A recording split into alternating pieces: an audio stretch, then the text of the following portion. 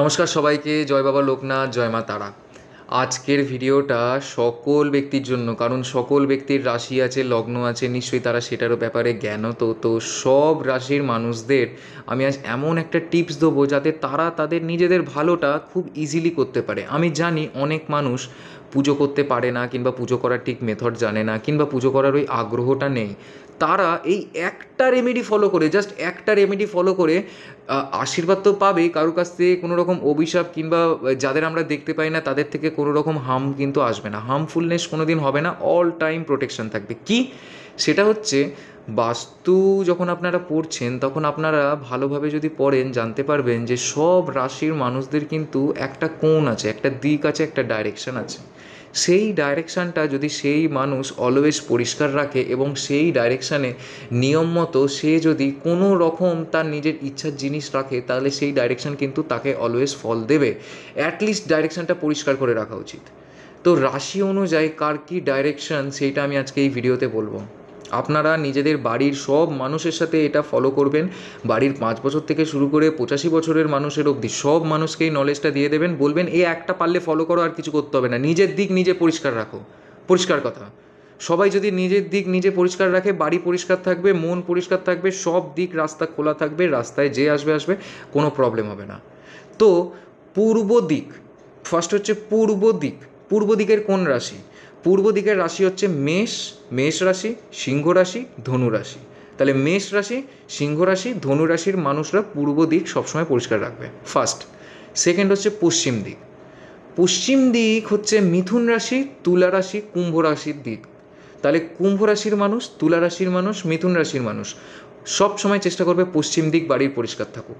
বাকি দিকগুলোও পরিষ্কার করা উচিত, কিন্তু পশ্চিম দিক এমন একটা হবে যে তোমার চান করার পর তুমি প্রথম জিনিস দেখবে যে পশ্চিম দিক পরিষ্কার কিনা, চান করার আগে প্রথম জিনিস দেখবে যে পশ্চিম দিকটাই নোংরা পড়ে আছে কিনা, তাহলেই সবসময় পরিষ্কার থাকবে। থার্ড হচ্ছে উত্তর দিক। উত্তর দিক হচ্ছে কর্কট রাশি, বৃশ্চিক রাশি, মীন রাশি।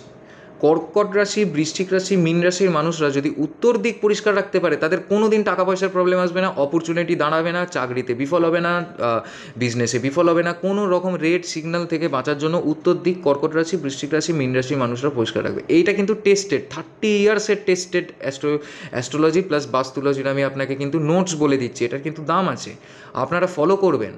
আর যারা যারা এই জিনিসটা নিয়ে তাচ্ছিল্য করবেন, যারা যারা এই জিনিসটা নিয়ে হেও করবেন, তাদের একটাই চ্যালেঞ্জ করবো যে আমি যে কথাটা বলছি এটার অ্যান্টিটা আপনারা প্র্যাকটিস করবেন। মানে আপনার রাশি কোনোই হোক না কেন, আপনি অন্য দিক পরিষ্কার করুন, কিংবা ওই আপনার দিকটা নোংরা রাখুন। এটা আপনি 7 দিন করুন, আমাকে 8 দিনের দিন রেজাল্টটা জানাবেন। আশা করি আপনি আপনার উত্তর পেয়ে যাবেন তখন। লাস্ট হচ্ছে দক্ষিণ দিক। যাদের দক্ষিণ দিক কারা কারা পরিষ্কার রাখবেন? বৃষ রাশির মানুষ পরিষ্কার রাখবেন, কন্যা রাশির মানুষ পরিষ্কার রাখবেন, মকর রাশির মানুষ পরিষ্কার রাখবেন। বৃষ, কন্যা, মকর।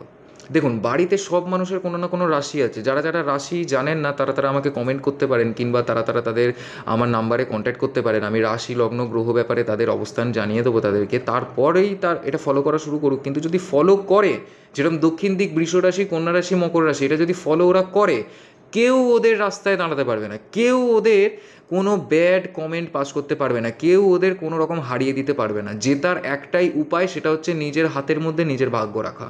হাত যাদের থাকে না তাদেরও ভাগ্য থাকে, তাদের এখানে থাকে। যাদের এইটা আছে তাদের সব আছে। কোনো প্রশ্ন যদি এর পরেও থেকে থাকে কমেন্ট সেকশানে জানাবেন, আমি নিশ্চয়ই তাদের কমেন্ট শোনার জন্য খুবই আগ্রহী, আমি সবার কমেন্ট পড়ব। যারা যারা চ্যানেল সাবস্ক্রাইব করে রাখবেন খুবই ভালো কথা। খুব ভালো ভালো ভিডিও সামনের দিনে আসতে চলেছে, সেই ভিডিওগুলো দেখে অনেক নলেজ গ্যাদার করতে পারবেন। এবং যদি কোনো প্রশ্ন আপনাদের মাথায় ঘুরে থাকে তাহলে কমেন্ট সেকশন খোলা আছে, প্রশ্ন করুন। দ্বিতীয়ত, প্রশ্ন না থাকলে একটা জয় বাবা লোকনাথ লিখে লোকনাথ বাবার আশীর্বাদ পান এবং পরের ভিডিওগুলো আমাদের ফলো রাখুন। Thank you.